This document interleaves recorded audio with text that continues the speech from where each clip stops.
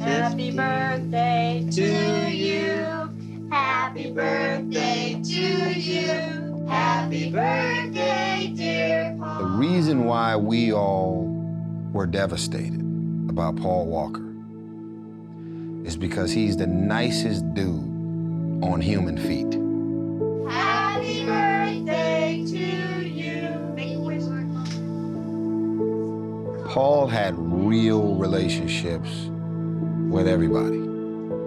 You felt his love, you felt his spirit, you felt his energy, you felt the morale, the camaraderie, the inclusion. Birthday boy, look this way. Paul, look this way.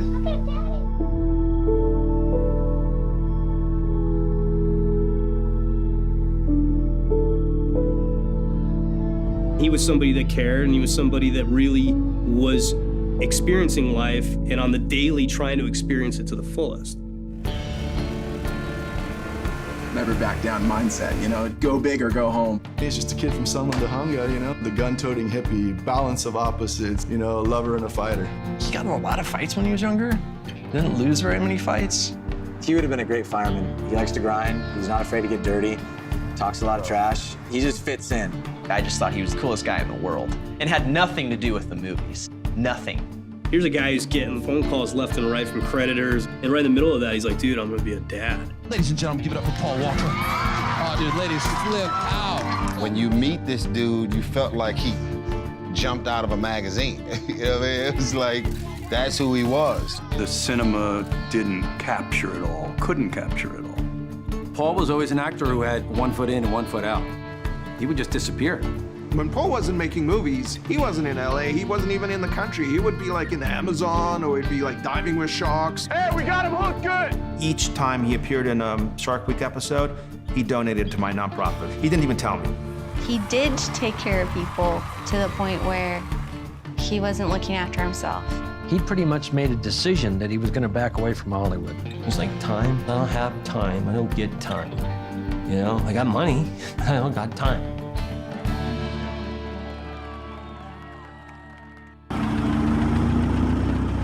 He really liked the cars, and on those movies, he got into it. He could tell you what size turbos the cars had or what they should do different to make them better, and the other actors don't even know how to drive a manual transmission car. He did his homework like nobody else. I always believed the subject matter had a chance to be successful, but when I walked out of that screening, I knew he was a movie star.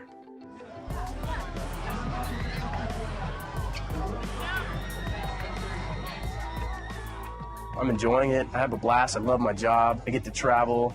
Gosh, I mean, it's just amazing. I mean, this has really been going on for me now, like maybe like 6 years. I think Pleasantville I did like 6 years ago. Please welcome Vin Diesel and Paul Walker, boys.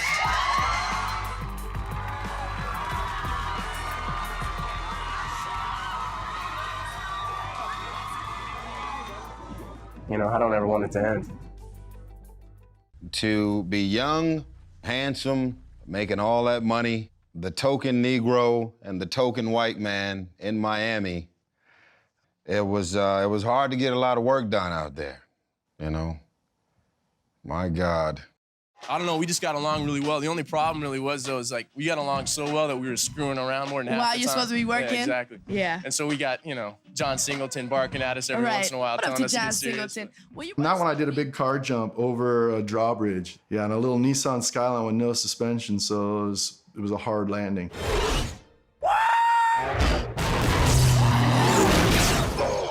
He would ask me how big the hits were and how much it really hurt, or how, you know what I mean? He was so curious on that part of it. Paul Walker was like born for this role. It was crazy. You know, I feel like we're like actors that was in Paul's movie, because everything that's tied into cars and adrenaline, it was Paul's world.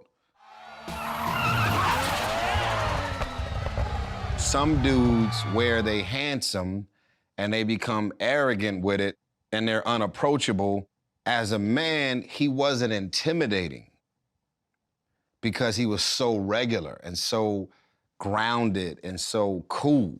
He was the guy that every woman wanted to be with and every man wanted to be like.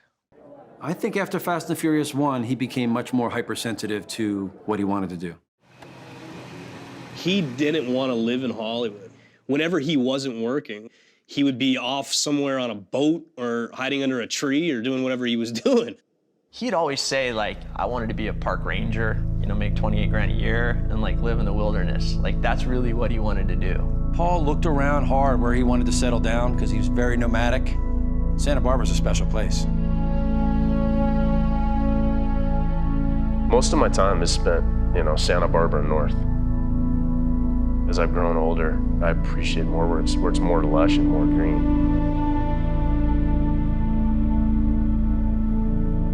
There's nowhere else like it on Earth. It's unique. Paul, when he got the place up in Santa Barbara, he was so excited. It was the first time I'd seen him buy something where he was like, you know, really, like, I worked and I got this. It was really hard to get to. It was a seasonal road with dirt that you had to go up. You had a place where you could go up there and hide, not take a shower for 3 or 4 days or 5 days and run around, get muddy and plant trees and shoot and, you know, just do guy shit, you know?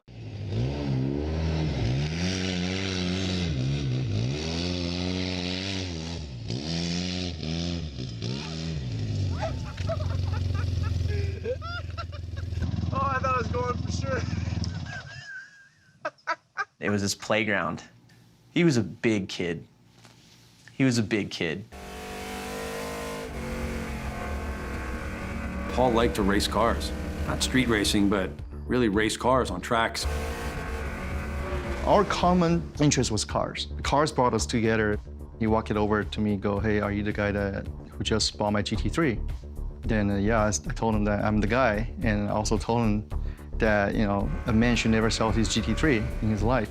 And from that moment and on, we become close friends.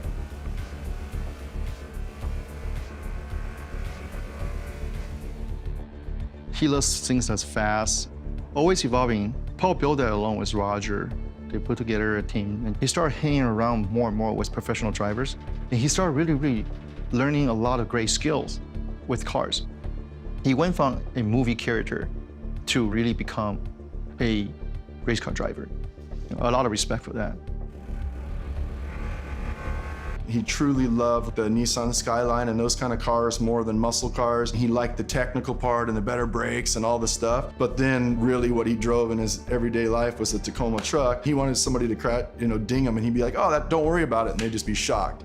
If he was here right now and, you know, had something cool parked outside and you made a comment about how cool his car is, he would literally throw the keys at you and say, just cool, go have fun. It didn't matter, like, when he didn't have anything at all and then when he had everything. Like, nothing about him changed.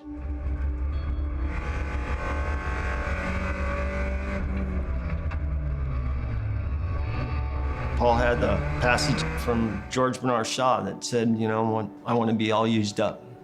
You know, I'm not just some flickering candle, I'm going to be a torch. And when I'm done, I want to be thrown completely used on the trash heap of life. And I can actually say he did a lot of things that made a lot of difference in a lot of people's lives, you know? He was a giver. What is success to you? Success is balance in life. That's the most difficult thing to find. Every single person in my family, every single person that calls Paul a friend has been told by Paul from his mouth, this is the last one. Oh, this is the last one. This is the last one and I'm done. Heard that forever, but he couldn't walk away. He couldn't quite walk away yet in his mind. And that's one thing that's like so killer. It sucks so bad about, you know, he never got to really enjoy like just watching his daughter grow up and enjoy everything he had worked so hard for. He was finally starting to really kind of put that together and like,